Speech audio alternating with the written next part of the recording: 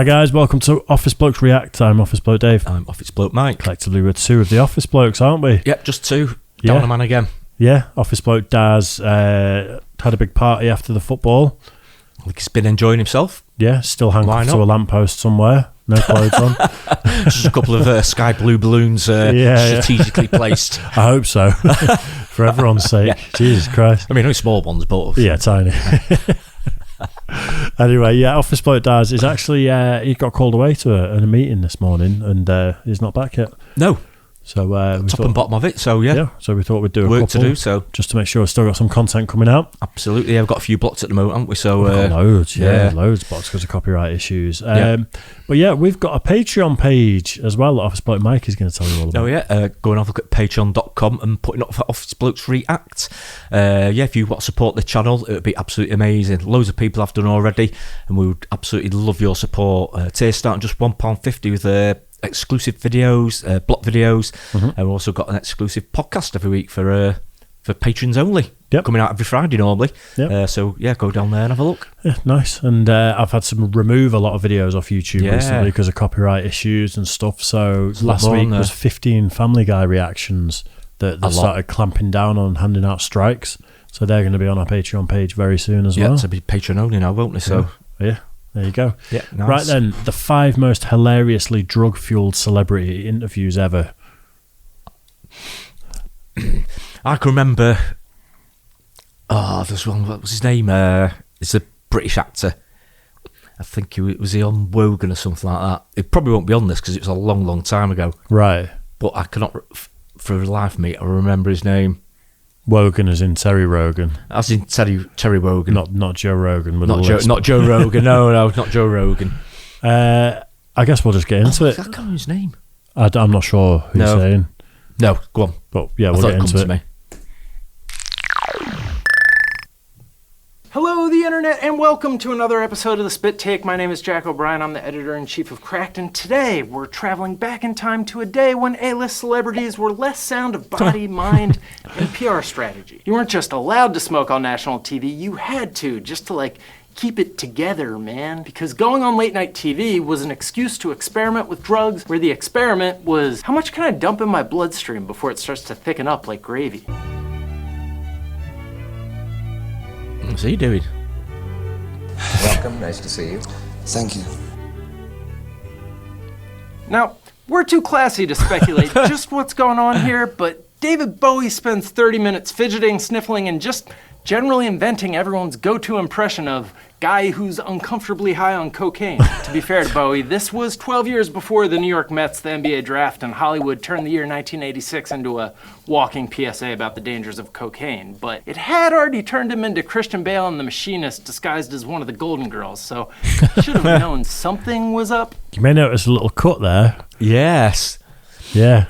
We've had a couple of strikes on the channel for reacting to a certain comedian, and to err on the side of caution, We have got to remove it. we're going to remove that little clip. But click the link in the description to watch the original video to find out who it was. But we cannot take that chance at the moment because we like having a YouTube channel, don't we? Absolutely, we do, yeah. Quite partial to it, aren't we? So yeah. We'll have to err on the side of caution on that one, I think. In the morning, I used to be up at 3 in the morning as a rock star, you know what I'm saying? I just want to fly on Schedule 2 controlled substances is what we'd say if this was a promptly canceled ABC Family show about blowing raspberries at people in the throes of chemical dependency. Anyway, here's a 2010 interview of Sugar Ray singer Mark McGrath extolling the joys of fatherhood at 5,000 miles per hour. And it's a little different now. It used to be strippers and booze backstage, now it's babies and formula. Notice how McGrath pauses after strippers to switch mental gears and replace an unsaid B mystery word with booze. What could he have been thinking? Bros, barbecue, boron, blow. It was blow. How did all of this trouble begin? Living in America. James Brown showed up to this 1988 CNN interview wearing a visor modeled on that of the X-Man Cyclops, presumably to keep the soul beams flying out of his head from taking down passing aircraft. He mostly contents himself with shouting the names of his own songs into the middle distance. I feel good. Papa's got a brand new bag. It's a man's world. I feel good. And you sing good. And make love good. Oh, we got that from the source. He also brags about his sexual prowess, and he punctuates his appearance by screaming the name of CNN founder Ted Turner over and over again, like thought you could just conjure him like Beetlejuice. Hello, Ted. Ted, where you at? Again, we're too classy to speculate just what's going on here, but it's PCP. Anyways, at this point, you're probably wondering, what the hell is James Brown possibly promoting? This is a man's world. Please say that in the argument, it resulted, as a matter of fact, in Brown assaulting his wife with a lead pipe and firing a gun at a car. Oh, so his overall stability as a human being? Wow. Not like a completely unfathomable Old Testament God who chose to possess James Brown as his mortal vessel? How does a guy with a voice like that decide to be a singer and succeed? Well, it was a choice between entertainment and a career in air conditioning and refrigeration. In case you're unfamiliar with his music, Tom Waits is what you'd get if Bruce Springsteen had spent the first 20 years of his life locked in an attic with a pack of wolves. Instead of singing about the blue-collar American dream, Waits sings about drifters and the stories you witness firsthand when you hang out at an abandoned gas station after midnight. When you walk through the garden, you gotta watch your back.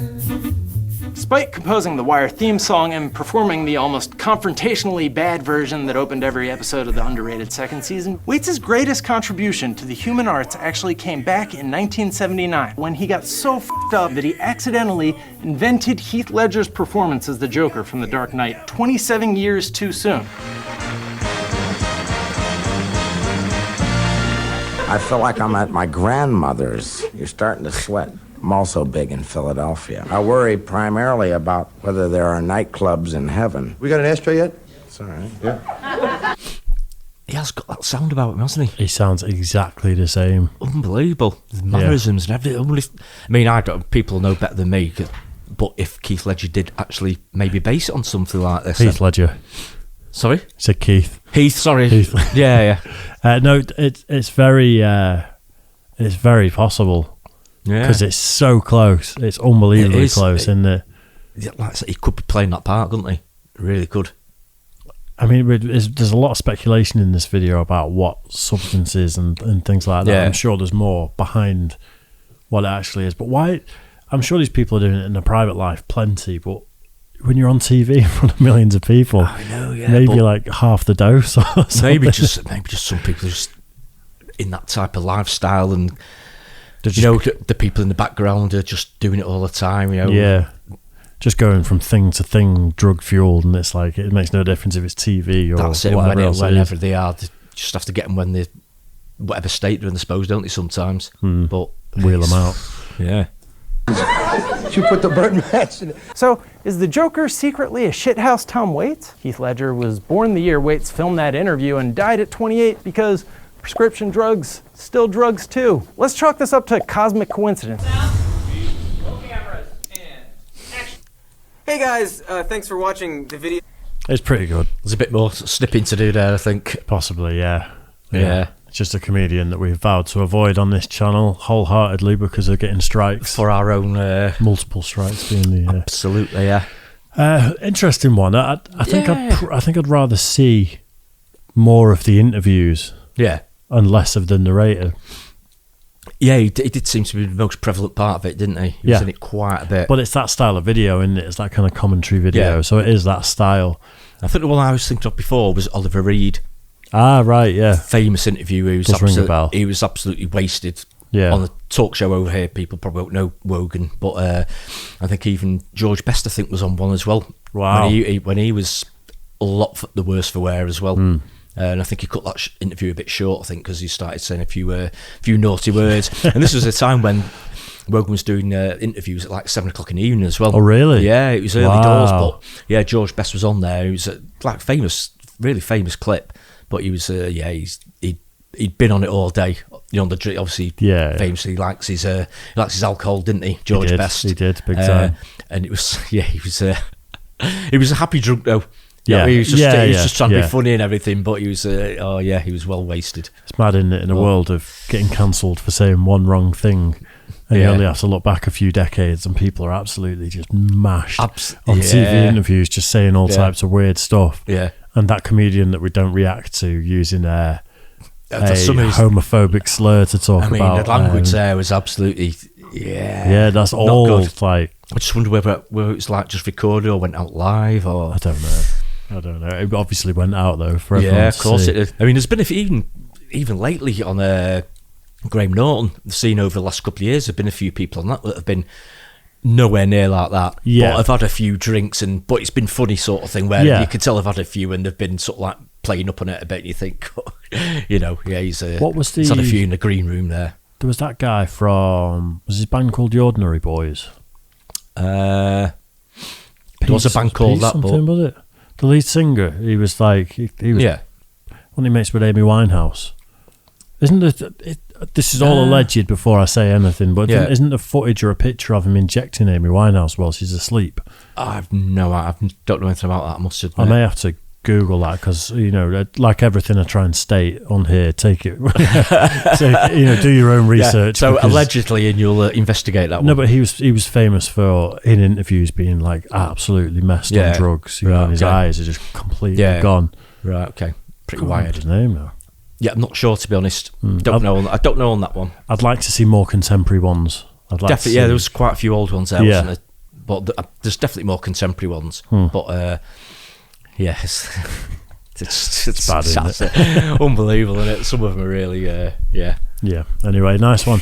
Cheers for that one, guys. Don't forget like and subscribe and all that good stuff. Phone your local police station, see if Office Bloke Daz is there and if he's all right, if he needs watering or feeding or anything. And or bail money paying. Maybe he needs to pay his bail. Absolutely, yeah. We'll have a whip round. Yeah, cheers, and we'll catch you on the next one. Cheers. Nice one.